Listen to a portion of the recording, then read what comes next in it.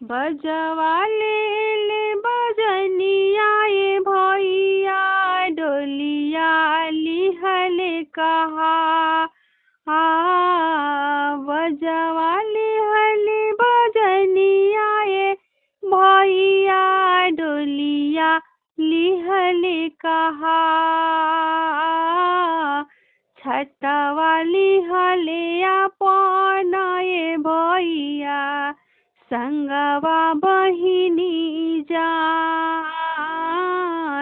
छतवा लिहले अपन ये भैया संगवा बहिनी जा। घरे जाऊं फिर हो जाऊं भैया हो हमार। घरे जाऊं फिर हो जाऊं भैया हो हमार। घरवा मम्मी रोवत होई ह दीह समझाय।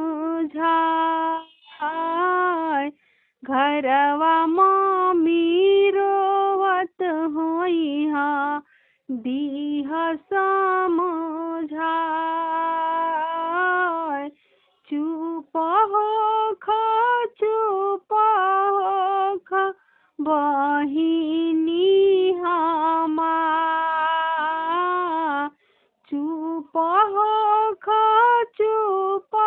होख बहिनी हमार। लोगवा सब कही है बहिनी डोलिया भैया बिना जाए। लोगवा सब कही है बहिनी डोलिया भैया बिना जाए। घरे जाऊं फिर हो जाऊं भैया हो हमार। घरे जाऊं फिर हो जाऊं भैया हो हमार। सखियन से कही है भैया बहिनी ले बोलाय।